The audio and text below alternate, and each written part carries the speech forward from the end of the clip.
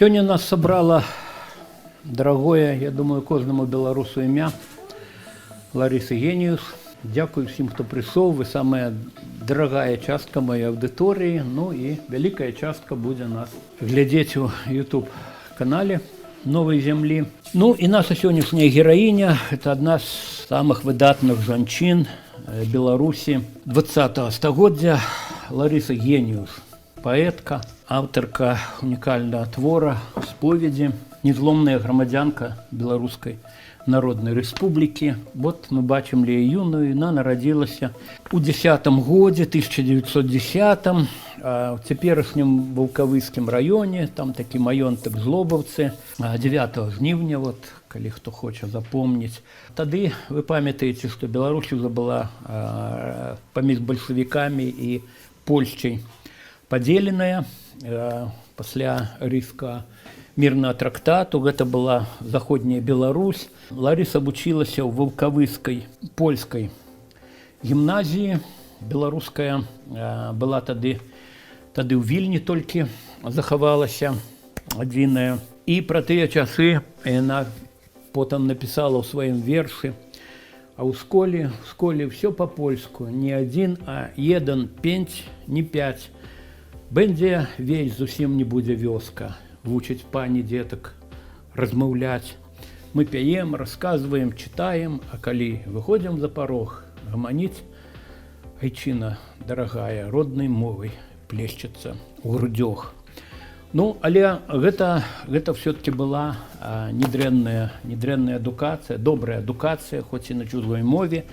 Вот. І потым Лариса Антоновна згадывала, што ў гімназічныя гады нас захапілася, пазнаёмілася, потым захапілася сусветнай літаратурай, спачатку польскай, потым скандынаўскай і потым ангельскай. Вот пра тыя гады юнацтва яна расказвала шмат, і я сёння, паколькі быў асабіста знаёмы, добра знаёмы, і труну яе нёс, я буду звяртацца да сваіх асабістых успамінаў і, можа быць, гаварыць тое, што вы не ведалі, не чыталі. Лариса Антоновна апавядала аднойчы, як уже пасля гімназіі, калі яна там бацькам дапамагала в Злобаўцах, забілі там недзе па суседству польскія паліцыянты беларускага хлопца-патрыёта. Яна прыйшла на пахаванне, это быў 35-й год, а яна ўжо была замужам, пра это трошкі ніжэй, яна была цяжарная. Яна прыйшла, там, конечно, паліцыя тусавалася, яна сказала, што аднаго забілі, вось, беларуса, я нараджу другога вам.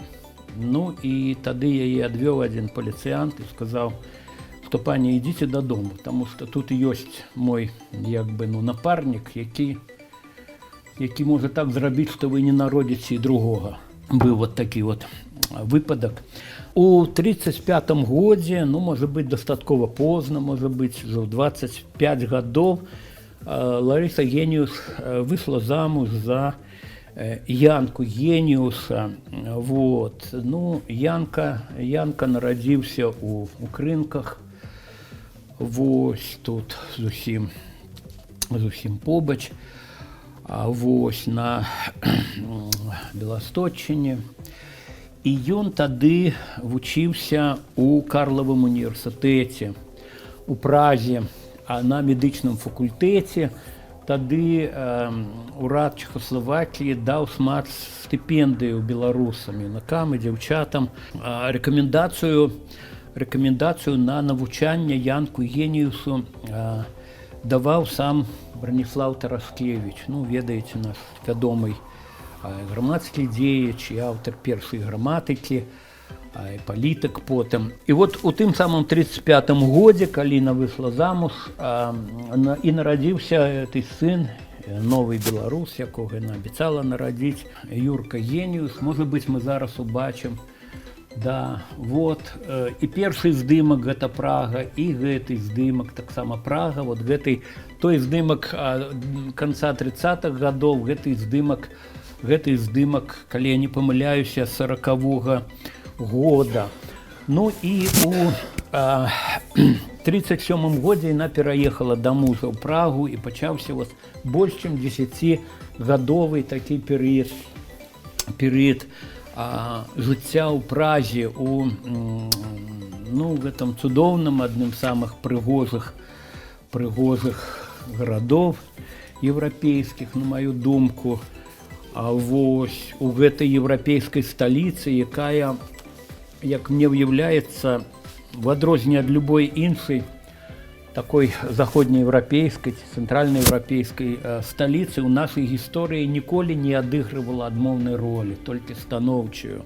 Згадаем тут Скарыну, згадаем тое, што кіраўніцтва Рады БНР знаходзілася у Празе, гэтыя стыпендыі для студэнтаў нашых. Ну, гэта такое было еўрапейскае жыццё у тагачаснай дэмакратычнай Чэхаславакіі. Вось Ларыса Антонаўна згадывала, што вельмі любіла капялюшыкі, любіла ўвогуле модна апранацца, трапіўшы вот з Эльвы, з Эльвы это радзіма мужа, вось, і любіла, вот давайте паглядзім на яе, вот калекцыя была капелюшоў, любіла моднае адзенне, Янка недрэнна зарабляў, атрымаўшы дыплом медыка. Якое асяроддзе там было у геніюсаў. А спачатку яны жылі в адным доме з прэзідэнтам Рады БНР Васілём Захаркам і ўдавой папярэдняга прэзідэнта Пётра Крэчаўскага. Пётр Крэчаўскі пахаваны у Празе на Альшанскіх могілках. Вось, на жаль, потым у 43-м годзе побач там з'явілася і магіла Васіля Захаркі, але пра гэта крыху пазней. Яшчэ у асяроддзе беларускае геніюсаў уваходзіў тады Васіль Русак. Гэта былы слуцкі паўстанец. Потым ён таксама атрымаў адукацыю у вышэйшай школе пражскай тэхнічнай, стаў паспяховым вельмі бізнэсоўцам і узначальваў там беларускі нацыянальны камітэт, які гуртаваў беларусаў пражскіх і чэшскіх, выдаваў кнігі, паштоўкі. Калі атрымалі другое ўжо уласнае жытло геніюсы, то іхняй суседкай была родная сестра Лесі Украінкі, спадарня Александра Косач-Сымановская, з якой таксама такія добрыя стасункі у Ларысы генію склаліся, тым больш, што, як яна прызнавалася, творчасць Лесі Украінкі на яе моцна ўплывала. У 1939 годзе Чэхаславакію акупавалі нацысты. У сакавіку 1939 года чэхі не супраціўляліся. Там і цяпер яшчэ жывое меркаванне, што ім не трэба было супраціўляцца, таму што немцы маглі тады іх вынішчыць, ці ў значнай колькасці вынішчыць, а мы, маўляў, малы еўрапейскі народ, мы не маглі сабе это дазволіць, каб потым пачаліся карныя акцыі. Чэхія і Маравія сталі пратэктаратам, так званым, і якраз у тыя часы, у 1939 годзе, пачала друкавацца Ларыса Геніюс, першыя вершы з'явіліся ў эмігранцкіх газетах. Яна прызнавалася, што пісала і раней, яшчэ з таго часу, як ёй будучы муж, яшчэ калі яны сустракаліся, чытаў вершы Купалы, іншых беларускіх паэтаў, але друкавацца пачала толькі ў 1939 годзе. І от у 1942 годзе пад акупацыяй выйшла яе першая кніжка «Ад родных ніў». Пасля чаго яе выклікалі ў гестапа на допыт. І пытанне было такое, чаму ў этой кнізе няма ні слова пра вялікага фюрэра. І існавала такая пагроза арышту, але, як казала Ларыса Антонаўна, тады вельмі дапамог муж. Муж меў спецыяльнасць дэрматолага і венеролага. І ў яго лекаваліся высокапастаўленыя нямецкія афіцэры. Як казала Ларыса Антонаўна, это ад мужа Вот, і начула, што немцы старая нацыя, таму шмат імпатэнтаў сярод іх было, і вот спрабаваў яны лекаваць ад імпатэнцыі, апроч усяго іншага. Ну і карацей, гэтыя сувязі дапамаглі яе, пакінулі ў спакоі. У 43-м годзе старшыня рады БНР Васіль Захарка цяжка захварэў. Вось Ларыса яго даглядала, і перад смерцю ён прызначыў яе генеральным сакратаром Рады Беларускай Народнай Рэспублікі і перадаў ёй архіў БНР. Вось, ну і прызначыў паводле свайго тэстаменту, запавету наступным старшынём Рады таксама вось, ну, беларускага патрыёта, вядомае вам, відаць, прозвішча, Мікола Аўрамчык стаў старшынём Рады. І некалькі слоў пра пахавання нашага таго прэзідэнта Рады БНР. Гестапа тады забараніла выступаць вось над магілай, але нягледзячы на гэта пачаў выступаць Мікола Аўрамчык, вот, новы старшыня Рады, і тады прадстаўнік акупантаў загадаў неадкладна засыпаць дамавіну, і Ларыса Геніус самлела ў гэты момант, і яе на руках вот выносілі з могілак Васіль Русак і яшчэ адзін славуты наш суайчыннік Міхал Забейда-Суміцкі, ну, тэнар, оперны спевак з еўрапейскай вядомасцю, які спеваў і на сцэнах Ла Скалы, на сцэнах Познанскай оперы, потым Пражскай, ну і ў нацыянальным оперным тэатры Чэхіі служыў вот да канца сваіх дзён, і ён таксама знайшоў месца апошняга спачынку на альшанскіх могілках у Празе, вот зусім недалёка ад магіл вот наших старшынь, наших прэзідэнтаў Рады БНР. Другая сусветная вайна падыходзіла да заканчэння. Траўня 45-го года, ну, пасля таго, як капітуляваў Берлін, найперш у Празе магутны корпус нямецкі заставаўся. Ну і, можа быць, не все ведаюць, што Прагу вызваліла зусім не савецкая армія, як можна прачытаць дзе-небудзь, а Прагу вызваліла тады вот у траўні 45-го года першая дывізія расійскай вызвольнай арміі, якой камандаваў Власаў, першая дывізія на чале з генералам Буніченкам. На танках і на грузавіках этой дывізіі было напісана «Смерць Гітлеру, смерць Сталіну». Яны выбілі немцаў з Прагі, і толькі пасля гэтага ўжо, ну, той самы час стыхійна пачалося пражскае паўстанне. Вось, і толькі потым ужо, калі Прага была вызваленая, і калі эта дывізія уласаўцаў адступіла на захад, тады ўвайшлі войскі Конева, савецкія войскі, у Прагу. Ну і з болем заўсёды згадвала Ларыса Антонаўна пра тое, што вот тады, на вялікі жаль, чэхі учынялі безліч самасудавы расправ над немцамі, над нямецкімі сем'ямі, ліхімі вайскоўцамі, якія побач жылі, былі суседзямі і добрымі суседзямі. Іх проста забівалі. Забівалі з дзецьмі, дарослых і дзяцей. І геніусы тады выратавалі ў сваім двары ад смерці нямецкага хлопчыка, бацькоў якога забілі. Ну, такая вот была помста за акупацыю. Чэхаславакіяй кіраваў кааліцыйны ўрад. У ім былі камуністы, але не яны там спачатку вялі рэйс, спачатку як бы, ну, рэшткі дэмакратыі нейкія заставаліся.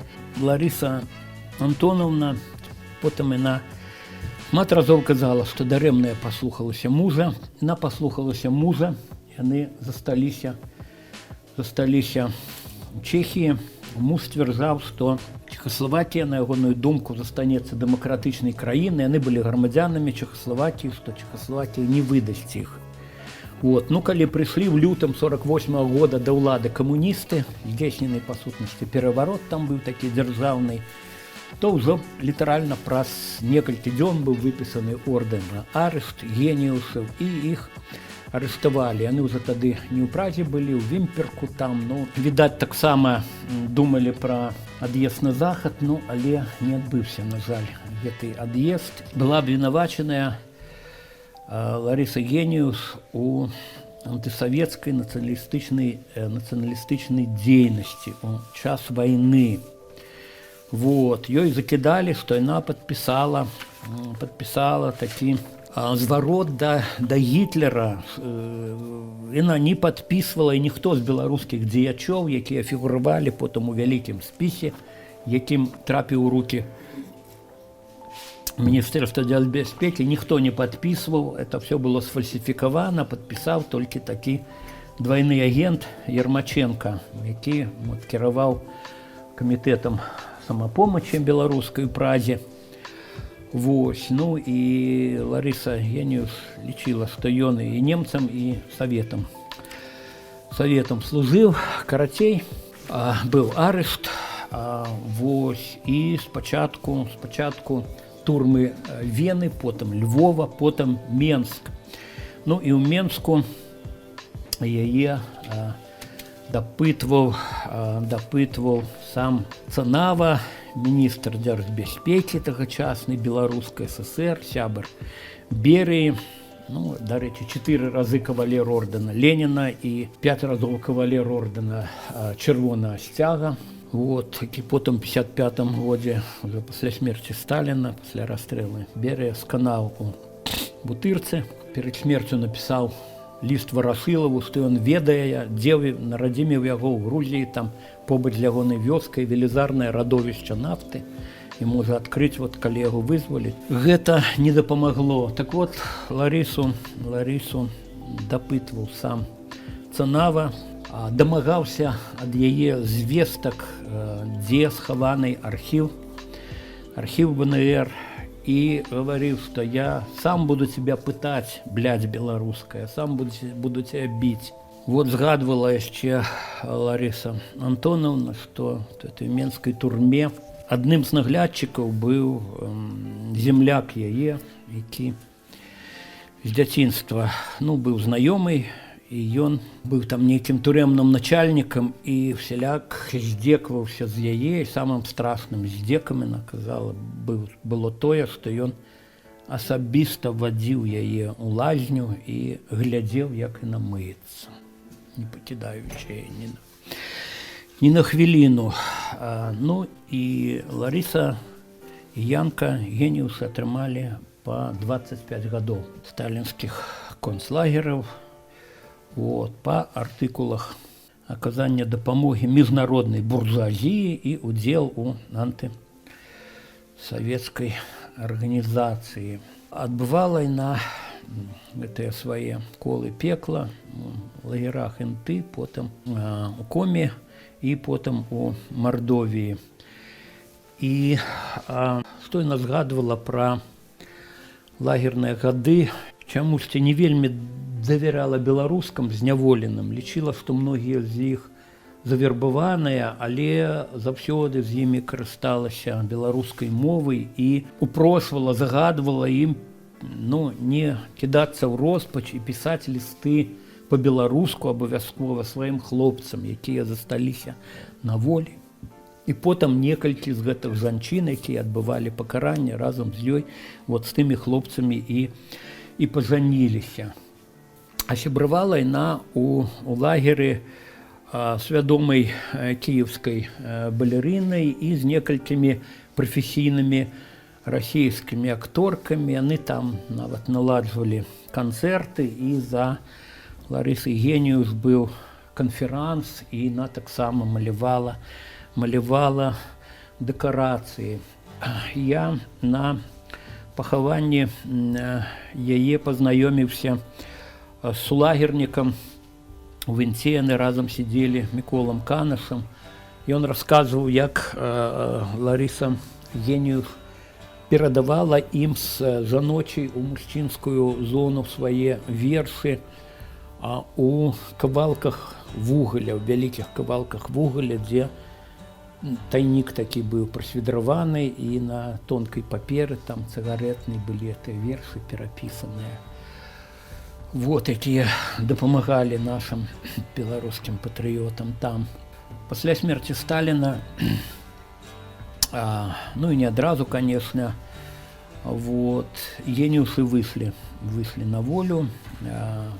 Яны в 56-м годзе і тэрмін зменшылі до 8 гадоў, і потым яны пасля вызвалення пасяліліся ў Зельбі. Гэта таксама яны лічылі шчасцем, што шмат каму забаронена было вяртацца на радзіму, ну яны вот яны здолелі вярнуцца на радзіму мужа. І ну, Юрку на шчасце не аддалі ў дзіцячы дом, пакінулі, калі іх арыштавалі, сваякам, і ён тут гатаваўся якраз на Лясшы, потым стаў доктарам. Вось, я пра яго яшчэ крыху пазней скажу. Вот пасля вызвалення Ларіса і Янка. Ларіса адмовілася прымаць, як і Янка, савецкае грамадзянства.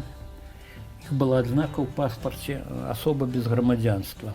Янка працаваў, все-таки прызналі ягоны дыплом нейкага там Карлавага універсітэта. Доўгія там былі перашкоды, але прызналі, працаваў доктарам у мясцовай паліклініцы. Вось, Ларыса Антоновна нейкі час прыбіральшчыцай нават працавала, ну потым даглядала дом. Што яна расказвала пра мужа. Ён таксама герой маёй кнігі «Імёны свабоды». Ну і у яго у кабінеце вісеў партрэт Франціска Скарыны, на які ўвесь час начальства касавурылася, не той партрэт вісеў. Чаму? Зноў і зноў гучалі пытанні. Ён казаў, што Скарына быў доктарам медыцыны, адным з першых сярод усходніх славян.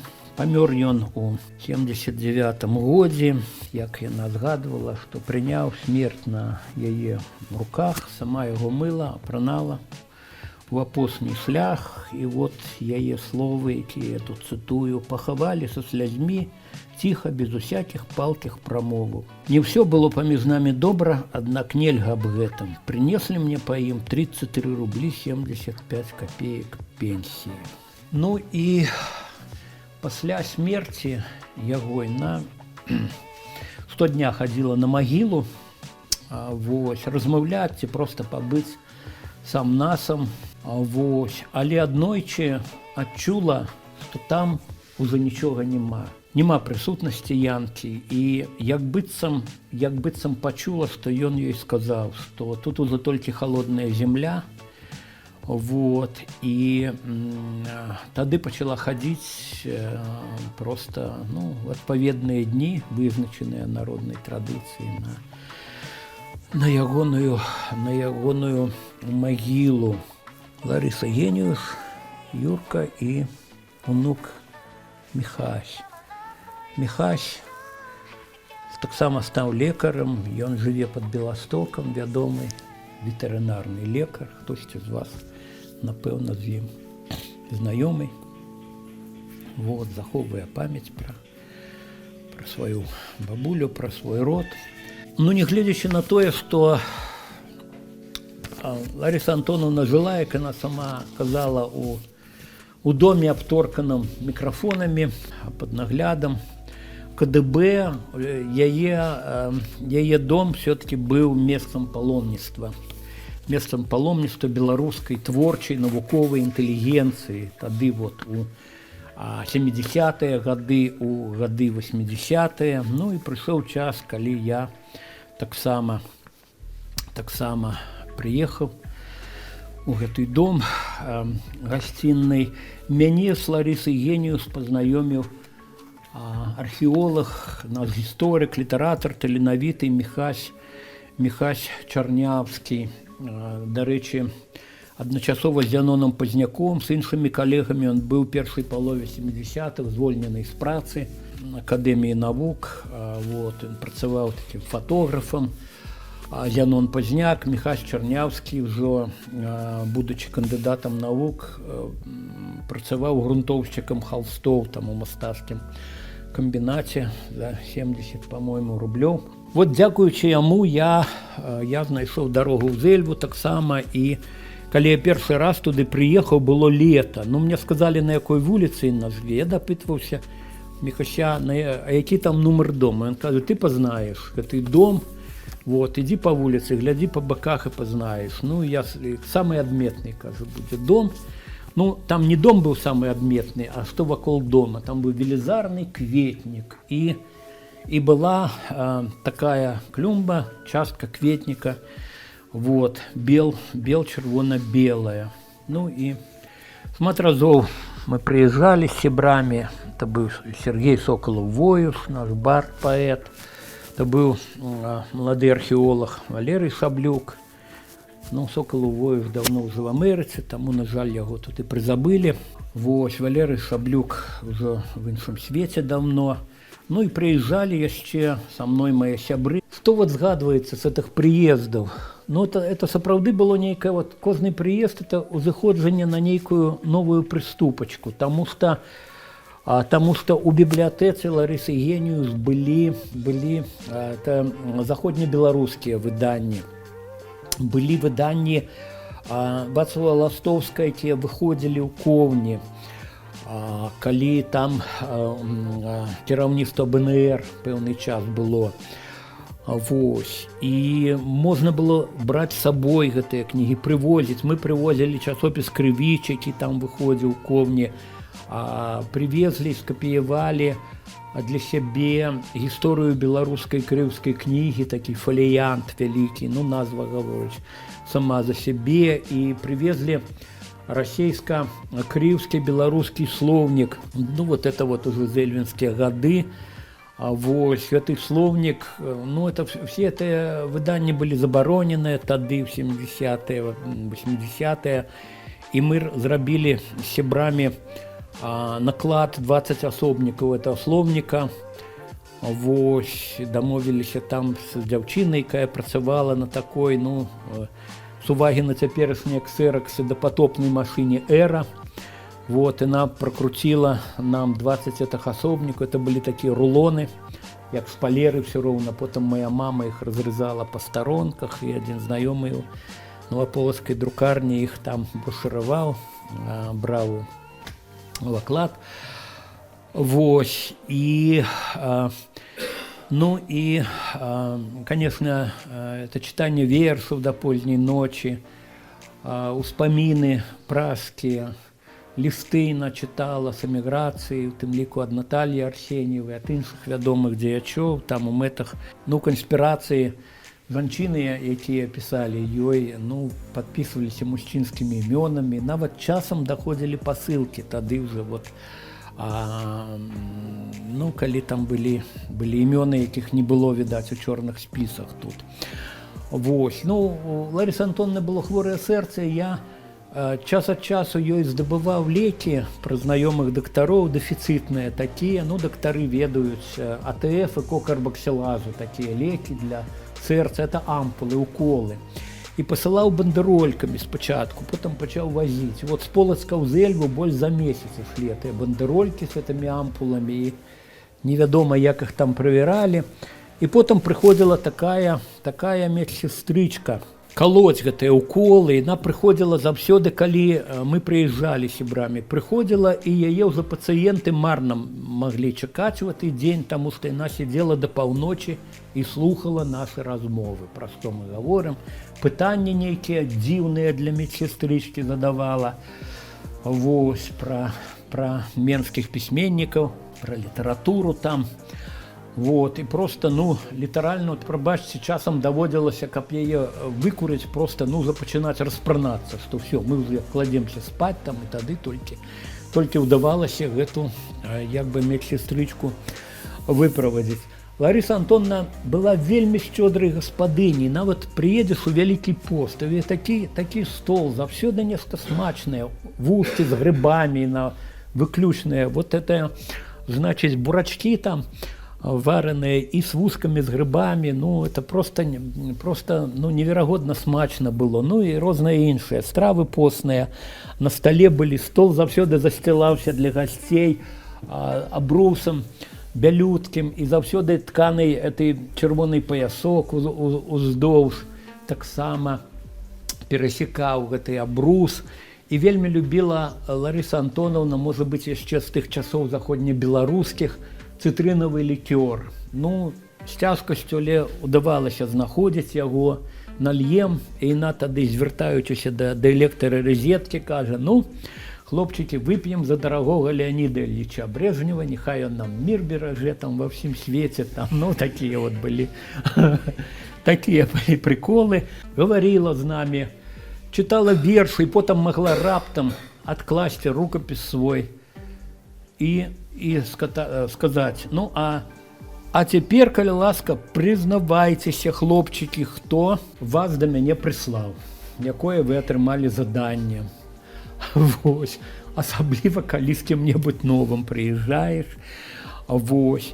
Ну і што яшчэ можна сказаць? Ну, ездзілі, канешне, і славутыя да яе не такія юныя, як я тады быў, літаратары, альбо там гісторыкі ці філолагі, ездзілі ў замасцітыя літаратары, класікі жывыя. Максім Танк прыязджаў некалькі разоў яе ўгаворваць прыняць савецкае грамадзянства.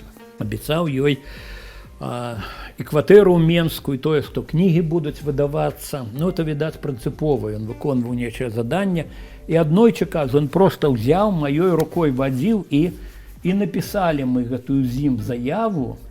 Вот. Ну, а цяпер, кажа, ты, Ларысачка, падпішы. Ну, я, кажа, взяла, парвала эту заяву. Ну, вот так ён ні з чым і паехаў. Вось. Янка Брыль там бываў. Ну, аднойчы быў такі выпадак, калі сидзелі за столом, і Янка Брыль, ён быў 2 з нечым метровага росту, ён падняўся, зачапіў стол, нешта там перакулілася, ён кажа: прабачце, я такі вялікі. А яна сказала: ты, Яночка, пакуль што не вялікі, а проста высокі. Яго пабіла чырванню, ён быў вельмі амбітны. Ну, быў вот і такі момант. Ну, у 67 годзе выйшла кніжка ў Менску «Невадам знёмана». Это, па сутнасці, было перавыданне кнігі ад родных ніў, але сёе-тое там было выкінута, канешне, цэнзуры. І гэту кнігу рэдагаваў на грамадскіх пачатках Владзімір Караткевіч. Ну, тады была такая практыка, калі аўтар сумневны, то хтосьці пісаў прадмову, хтосьці грамадскім рэдактарам быў, з вядомых, канешне, такіх жывых класікаў, хтосьці пісаў эпілог. Так вот выходзілі кнігі там Алеся Разанова, напрыклад. Так вот і потым, значыць, і у мяне быў грамадскі рэдактар, ну, пасля майго выступу на пахаванні Геніюс, калі выкінулі кнігу з планаў. Вось, таксама адзін пісаў вядомы літаратар прадмову, другі быў грамадскім рэдактарам. Карацей, прыехаў Караткевіч рэдагаваць кнігу. Ну, прыехаў ён, кнігу можна было хутка адрэдагаваць, ну, але ён там вырашыў пажыць крыху. Это было лета, і жыў ён у такім пакоі, дзе была бібліятэка. У гэтай бібліятэцы за кнігамі была схаваная пляшка нейкай адмысловай гарэлкі. Лариса Антоновна схавала ад Янкі свайго, да? Ну, для нейкіх урачыстых момантаў.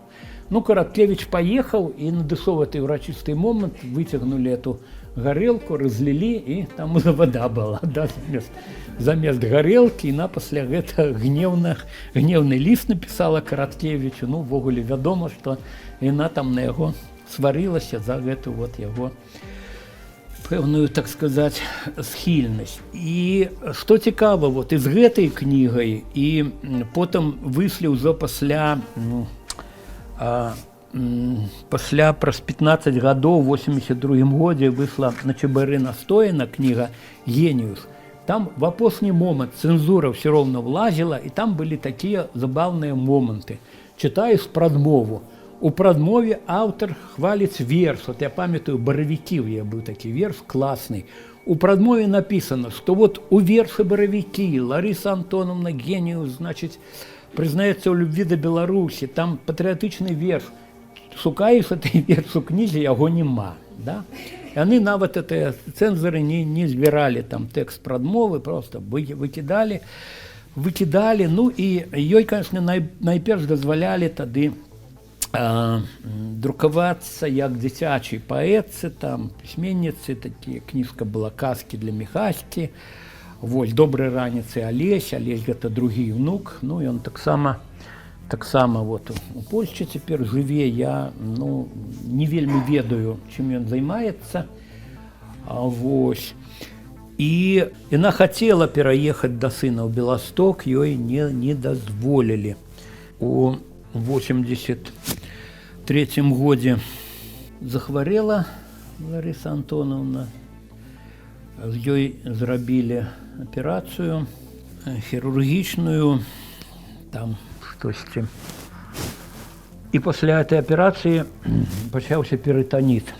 Так Гродзенская была абласная лекарня. Ну, мы Ларису Гениус у тэлефонных размовах, мэтах канспірацыі, у лістах называлі бабуля. Бабуля, хоць, відаць, нашы куратары з КДБ ведалі, хто такая бабуля.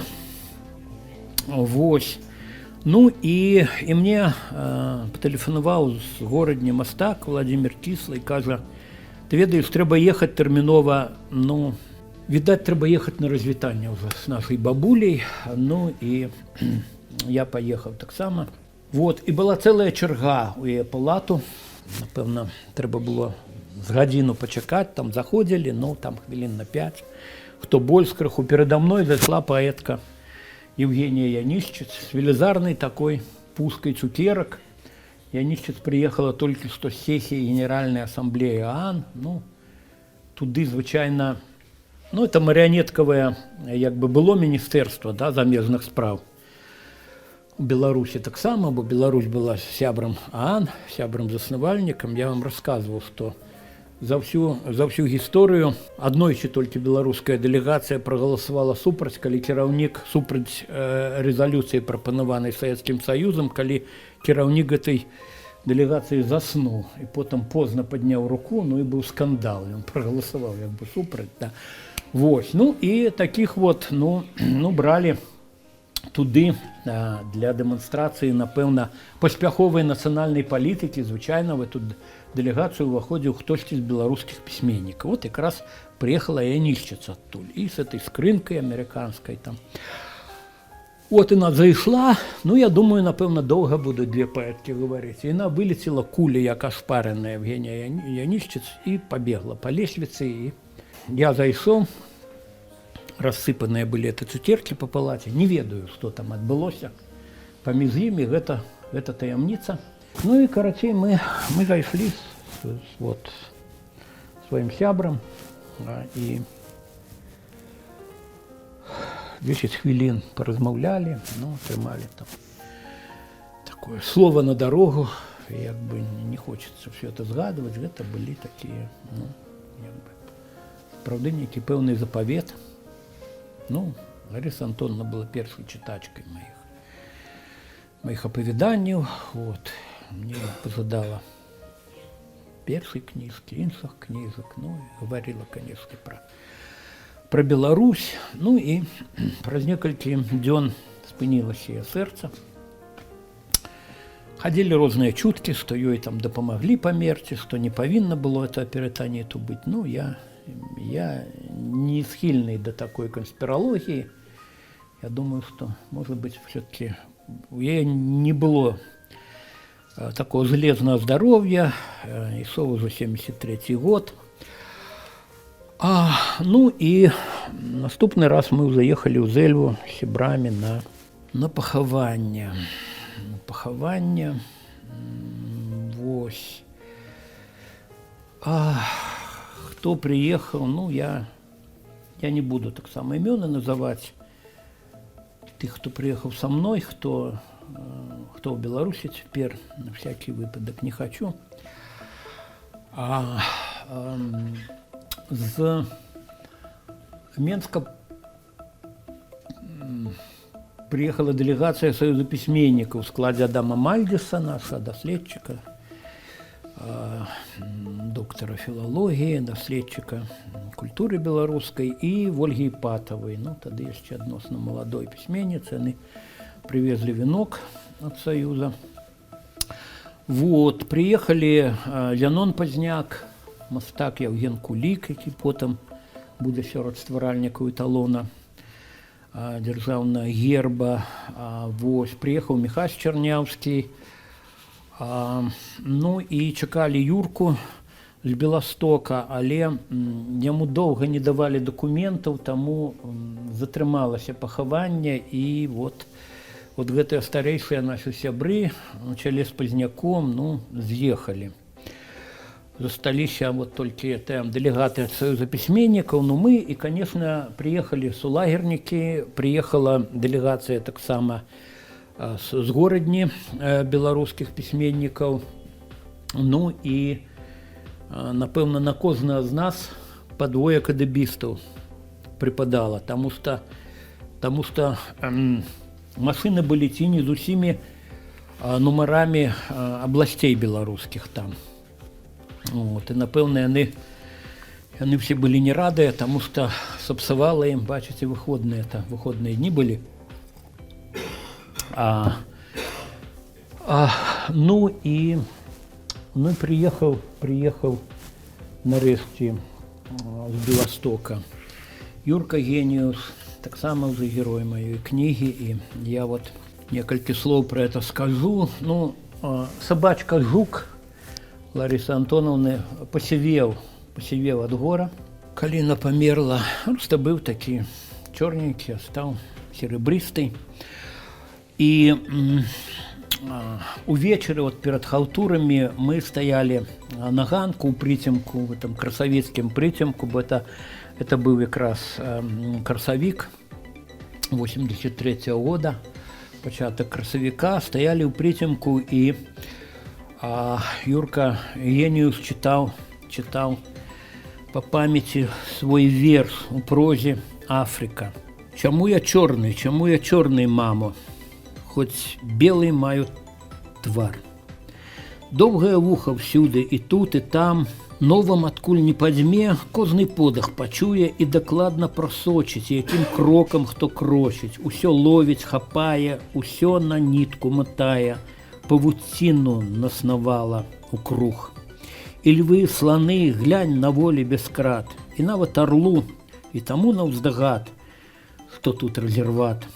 І толькі гіены гагочуць, і шакалы смеются. Пакуль чытаў гэты верш Юрка, до нас двое падашлі ў цывільным і слухалі гэты верш, і потым адзін з гэтых у цывільным сказаў: намекает. І яны адышлі пасля шматзначнай, значыць, заўвагі. Ну і вот на завтра былі хаўтуры.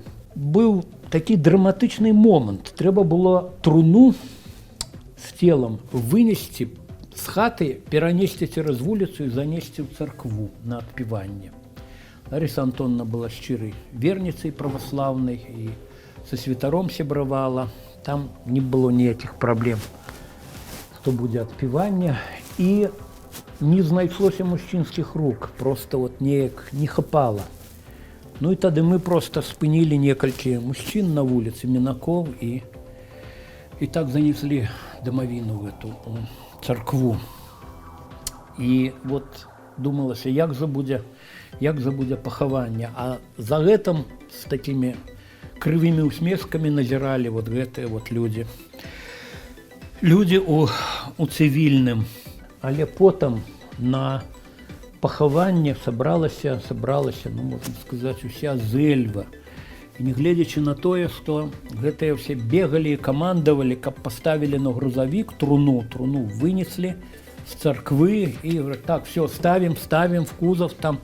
І, ну, людзі не паслухаліся, тыя, хто нёс труну, там уже як бы сабраўся такі кулак хлопцаў моцных. Карацей, мы неслі труну, і нас менялі просто гэтыя зельвяне мужчыны, мы неслі труну да могілак. Нас фотографовали вот так вот, значит, такими партрэтнымі аб'ектывамі. Ольга Іпатова, памятаю, спытала, а з якога вы сродку масавай інфармацыі, хлопцы? Яны тады сфотаграфавалі яе адразу, так? Вось, ну і там у Зэльве могілкі, як бы па Зэльве ідзеш, і потым як бы на гару, як на Галгофу падымаешся, вот, і там таксама быў такі маленькі, жалобны мітынг развітальны, і выступаў Адам Мальдзіс, ну і вот, мне выпало прочитать там верш Серзука Соколова Воюса, написанный на смерти якраз Ларысы Геніус. Я его так само прочитаю зараз. Гучала лера мілагучным ранкам, каб спевам вольнай бацькаўшчыны стаць, каб вашы песні вечная зельвянка могла векамі голасна піяць, вясновы ветер слёзы нам астудзіць, і зубы сцяць, ще прыйдзецца не раз, каб голасна сказаць на поўны грудзі, над памяццю не мае ўлады час. Пасля нягод, чужыны, ператрусак, пасля ўсяго, пра што маўчаць гады, вы здолелі між іншых беларусак застацца беларускай назаўжды. Ну, за это чытанне я потым меў шмат праблем і непрыемнасцяў, не буду про это говорить. Пахаваныя на могілках разам з музам Янкам, агульнае надмагілле. Вось там, калі яно стваралася, ну, выбралі мы тады такія радкі высекчаныя з беларускай учэпістай гліны і з рабра прынямонскіх вярбін. Я галін каля Белаатыну, на палову забытых святынь, хоць цяпер друкуецца этой верш як незабыўных адвечных святынь. Гэта было, відаць, умешанне цэнзуры, ну, калі ў кнігах чытаць этой верш. Вось, это мы бачым помнік. Помнік Міха Сеньков, автор этого помніка, вядомы скульптор наш. Помнік усталяваны быў на цвінтары перад цвінтары в этом сэнсе пляцоўкі перад не могілак, а пляцоўкі перад царквой. Ёсць такі сэнс этого слова. І з благословення тагачаснага мітрапаліта Менская, Магілёўска, экзарха Філарета.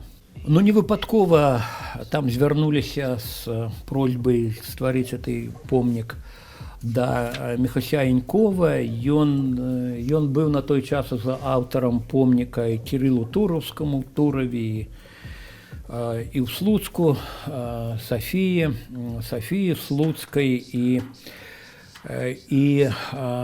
ён быў аўтарам мемарыяла тым, хто загінуў у гэтай страшнай цісканіне, у гэтай трагедыі на станцыі метро Няміга ў 99-м годзе. Там і дачка самога Міхася Янькова загінула. Вось. Ну і гэты помнік прастаяў да 2023 года, і потым пасля даноса Бондаравай там і кампаніі уначы па-зладзейску яго як бы дэмантавалі. Ну, хочацца спадзявацца, што яго не знішчылі, што прыйдзе час, калі ён вернецца. Ларыса Антоновна не рэабілітаваная, нягледзячы на шматлікія спробы. Вот. І яшчэ ў савецкія часы, і ўжо ў незалежнай Беларусі, і Хельсінскі камітэт беларускі звяртаўся, і лісты былі ад прыватных асобаў. Вось. І Верховны суд адказаў, што прысуд прызнаны абгрунтаваным, той прысуд вынесены ты яшчэ сталінскія часы. Ну, што яшчэ можна сказаць, што у 96-м годзе быў фільм зняты на кінастудыі «Беларусьфільм» «Птушкі без гнёздаў». Рэжысёр быў Віталь Дудзін, ну, такі прыяцель, амаль сябар майго юнацтва. Пасля майго выступу на абмеркаванні гэтага фільма все стасункі з ім спыніліся, таму што ён так раскланіўся, можна сказаць, як рэжысёр, ну і з дапамогай аўтара сцэнару. раскланяўся перад уладамі, перад тымі, хто не хацеў яе рэабілітоўваць, і там Ларыса Геніус танчыць з нейкімі гестапаўскімі афіцэрамі там на нейкім летнім бале. Ну, карацей, бесславны гэты фільм вышаў там і прайшоў, я думаю, ніхто яго не захацеў потым глядзець, нідзе яго там і не згадваюць, апроч там недзе в Вікіпедыі. Вось, ну і калі пра ўшанаванне памяці Геніус сказаць, то вот яшчэ, ну, выходзілі кнігі пасмяротныя ўжо, і выходзілі кнігі ў Менску, у Лондоне, яе вершы выйшлі, рукапісны зборнік так званы, факсімільна быў выдадзены у Беластоку. Таксама выйшла кніга, вот, маці і сын, вот вершы там былі і Юркі, і Ларысы, ну і вот пра Юрку. Юрка всяго, на жаль, на 2,5 гады перажыў маці, вот, ну, выхаванец медычнай акадэміі ў Беластоку. Я думаю, вот, знаёмы кагосьці з вас. Ну і, як мне ўяўляецца, ён, можа быць, хтосьці са мной паспрачаецца, но мне ўяўляецца, што ён загінуў пры такіх до конца не высветленных все-таки обставинах. Вот, ну, в 85-м годзе. Ну, яшчэ можна згадаць, што на пачатку 21-го года беларускі тэатр юнага гледача яшчэ паставіў спектакль «Калі прачнецца Бог» паводле споведзі Ларысы Геніус. Ну, по-моему, там абмежавалася, можа быць, адным-двума паказамі. Я ўжо гаварыў тут пра творчасць Геніус у працэсе нашага аповеду. Ну, хочу сказаць, што самая каштоўная яе частка спадчыны гэта безумоўна споведь. Не паварочваецца язык назваць споведь успамінамі ці мемуарамі, гэта вот сапраўды споведь. Гэту споведь вывез якраз аднойчы вот улетку 82-го года Міхась Чарнявскі з Эльвы, вельмі асцярожна там, і нават не па вуліцы ішоў, калі забраў эту тэчку пульхную на этих тасёмках, а там як бы гародамі. Ну і так сталася, што я там з сябрамі, мы дублёрамі былі. Калі б яго не атрымалася, ну, трэба было б нам тады вывесці. Чакала споведь свайго часу, была надрукаваная ў 90-м годзе, в 93-м выйшла, друкавалася ў часопісе «Маладосць», ну, 90-й год, это ўжо іншыя часы. В 93-м выйшла кніжкай. Вот. Я, на жаль, не знайшоў у Беластоку, ну, читаецца, напэўна, актыўна эта споведь Геніус, але хочу вам сказаць, што фонд «Камунікат» збіраецца ў гэтым годзе перавыдаць, і мне уяўляецца, што, ну, самым лепшым таким заканчэннем ці працягам нашай сённяшняй гаворкі, лекцыі, не хочется сказаць, што это лекцыя, самым лепшым працягам будзе, калі вы прочитаете и версы Геніус, послухайте песни, зайдите на сторонку «Камуніката», «Камунікат.орг», вот, и прочитаете споведь. А я только початок споведи, заканчэнне хочу прочитать. «Благословенный родный дом, где бацькі, вся дорогая семья. Благословенный маленький кусочек родной бацькавай зямлі на вялізнай планеце, які называўся Злобаўцы, называўся, бо сяння яго няма, таго наша фальварачка, і нават яго назовы. Там калгас з нейкай ультрасавецкай назвай, дом перавезены ваўкавы з кразам з гумном, а там, дзе была наша сяліба, стаіць толькі даўгі мураваны хлеў і некалькі дрэў, якіх яшчэ не паспелі выкарчаваць на апал селяне.